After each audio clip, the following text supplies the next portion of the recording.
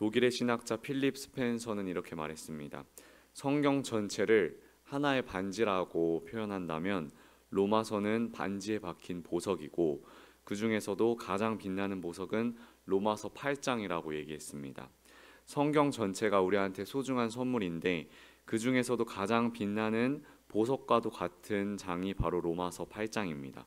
왜냐하면 이 로마서 8장에는 하나님의 사랑이 얼마나 크고 값진 사랑인지 가장 명확하게 드러나 있기 때문입니다.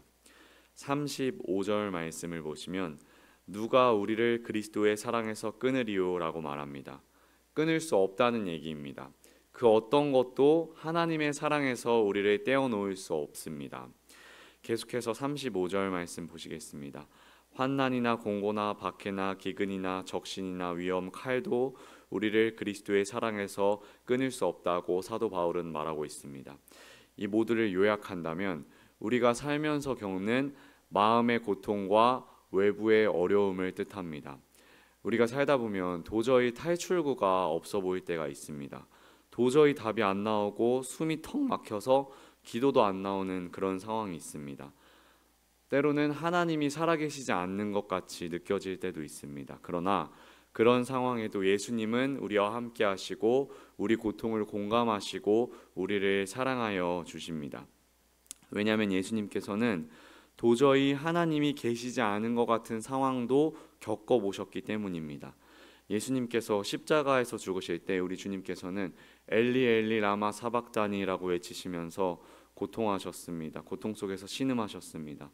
그 뜻은 나의 하나님 어찌하여 나를 버리셨나이까 하는 뜻입니다. 예수님께서도 하나님과 단절된 경험을 해보셨습니다. 우리가 살면서 숨이 턱 막히고 지금 내 삶에 하나님이 살아계신 것 맞나 라고 느껴지는 그 순간에도 예수님은 우리를 깊이 공감하시고 함께하여 주십니다. 왜냐하면 예수님께서도 그 상황을 겪어보셨기 때문입니다. 기도가 안 나오면 그냥 눈을 감고 아무 말 없이 십자가에 못 박히신 예수님을 묵상하시면 됩니다. 그렇게 할 때 우리 마음의 회복이 일어나고 심령이 살아나고 문제가 해결되는 것입니다. 38절 보시면서 따라오시겠습니다. 38절 보시면 사망이나 생명도 예수님의 사랑에서 우리를 끊을 수 없다고 바울은 말합니다. 우리 몸이 죽어도 예수 안에서 부활해서 영생을 누리게 될 것이기 때문에 예수님의 사랑에서 사망이나 생명도 우리를 끊어놓을 수 없습니다. 다음으로 천사들이 나옵니다. 이 천사들은 긍정적인 의미에서의 천사만이 아니라 인간을 미혹시키는 영적인 권세를 의미합니다.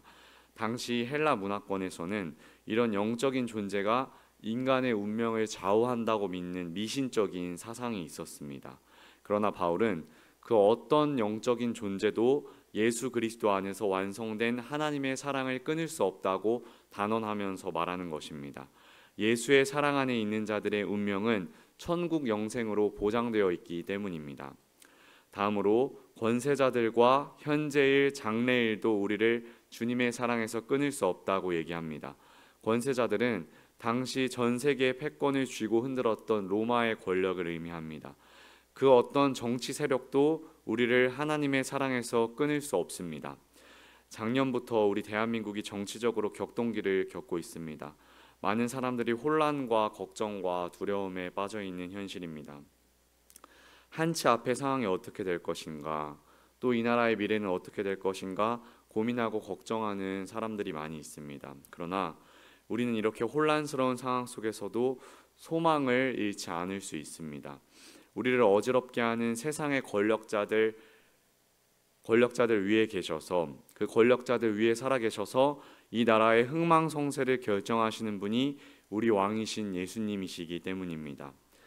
남유다와 바벨론이 멸망할 때도 그 나라를 통치했던 건 아수르와 바벨론이 아니었습니다.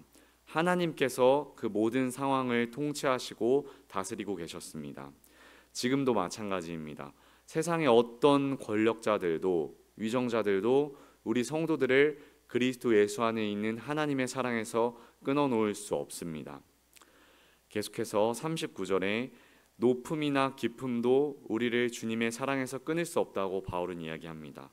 높음과 깊음은 영적으로 충만한 상태와 영적 침체 상태라고 볼 수 있습니다. 우리가 신앙생활을 하면서 성령 충만하고 은혜 충만해서 어떤 설교를 들어도 다 내게 주시는 말씀인 것 같을 때가 있습니다.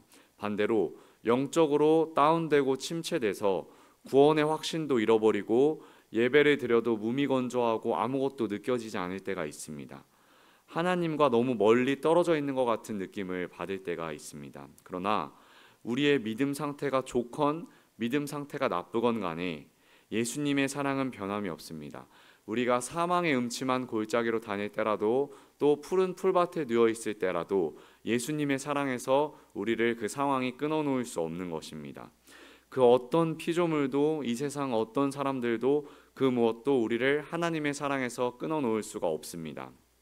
그렇다면 그 증거가 무엇일까요? 그냥 바울이 하는 얘기 말고 진짜 예수님의 사랑에서 우리가 끊어지지 않는다는 증거가 무엇이겠습니까? 그 증거가 32절 말씀에 있습니다. 32절 말씀 같이 읽어보겠습니다.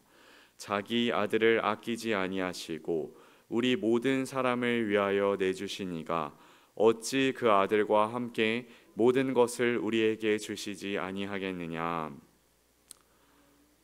아브라함이 아들 이삭을 제물로 바쳤을 때 하나님이 뭐라고 말씀하셨는지 기억하십니까? 아브라함이 아들 이삭을 바쳤을 때 하나님이 말씀하셨습니다. 그 손을 막으시면서 하나님이 이렇게 말씀하셨습니다. 아브라함아, 내가 이제야 네가 나를 경외하는 줄 알겠다 말씀하셨습니다. 하나님께서는 아브라함이 자기가 가장 아끼는 아들 이삭도 아끼지 않고 하나님을 위해 바치는 모습을 보면서 그제서야 아브라함아, 네가 나를 진짜 경외하는 줄 알겠다 말씀하신 것입니다.